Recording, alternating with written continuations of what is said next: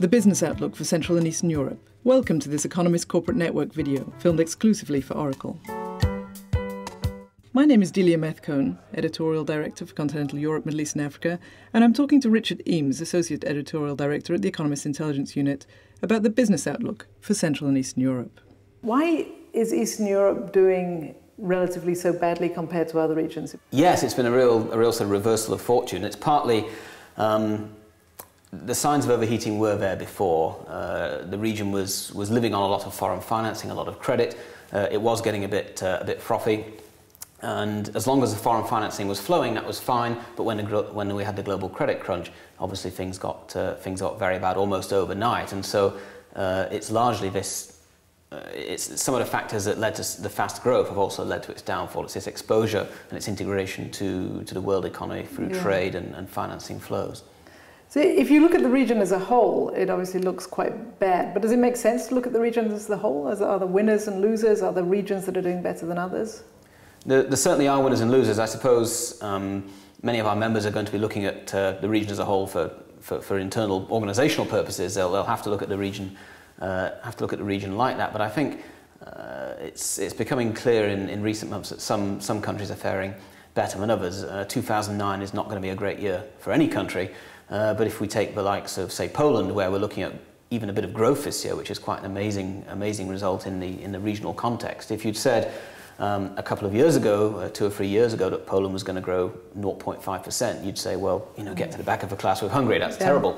But in a year when everywhere else is pretty much contracting, 0.5% growth would really mark out Poland as one of the region's winners.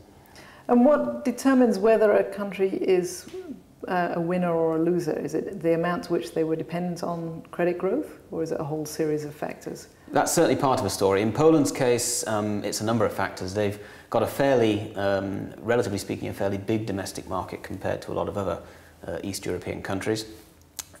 They weren't quite so dependent on foreign trade and foreign financing.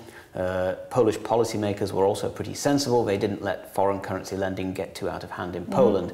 So it's really a number of factors like that. The weakening of the currency earlier this year also gave them a bit of a boost and stopped the crisis getting quite as bad as it did elsewhere.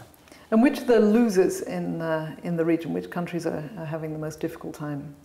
Well, nobody's having it easy at the moment, but I think you have to look at the Baltics. I mean, that's been fairly well documented. They're almost on the edge of economic meltdown, it seems, shrinking by something like 20% year on year in the first 2 quarters, and you have to wonder how much longer that can go on before there's serious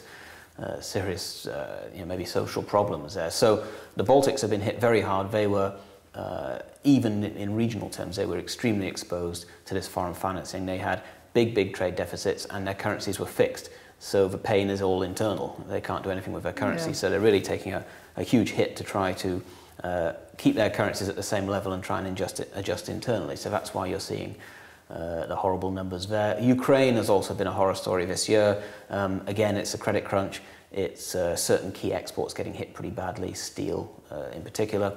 And in Ukraine, you've got the added disadvantage of a almost comical level of political chaos there, which would almost be funny if it weren't having such an effect on investor confidence. So the Baltic states and Ukraine in particular, and I'd also look at parts of Southeast Europe as well, where you've seen some pretty sharp contractions in growth because of the dependence on foreign financing. How about Russia? I mean, we've had lots of things about the BRICS still growing.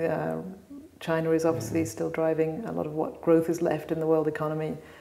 Brazil seems to be picking up quite well. India is okay. Is Russia within that group? How is Russia doing?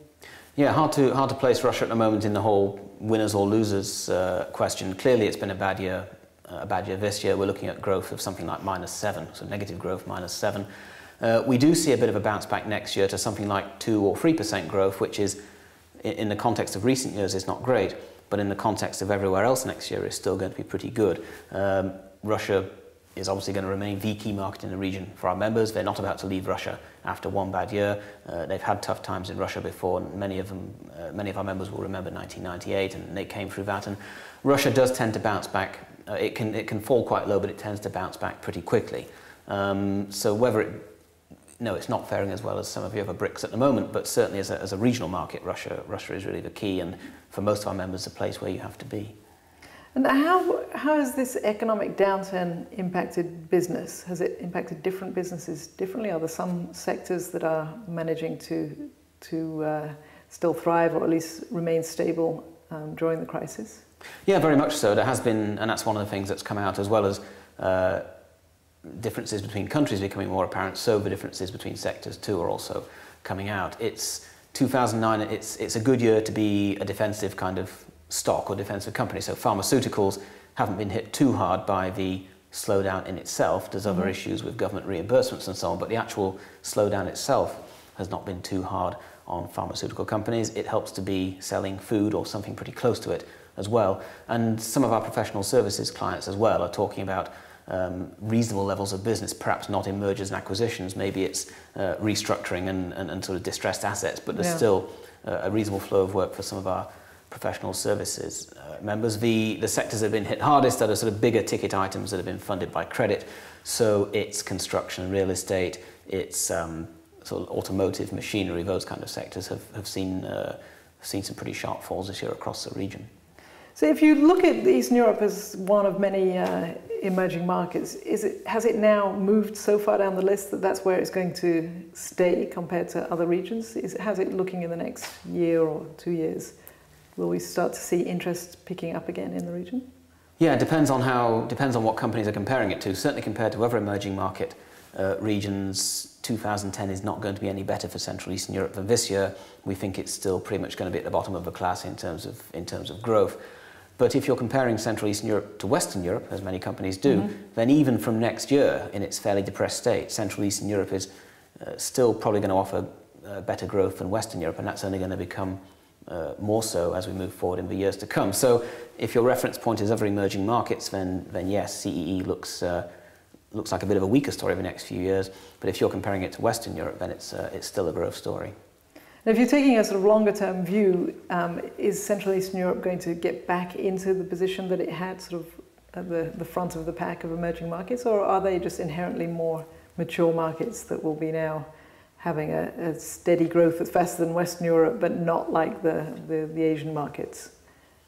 Yeah, I think a slowdown in growth in Central and Eastern Europe was inevitable at some point. Obviously, it would have been better if it hadn't been quite so brutal and abrupt.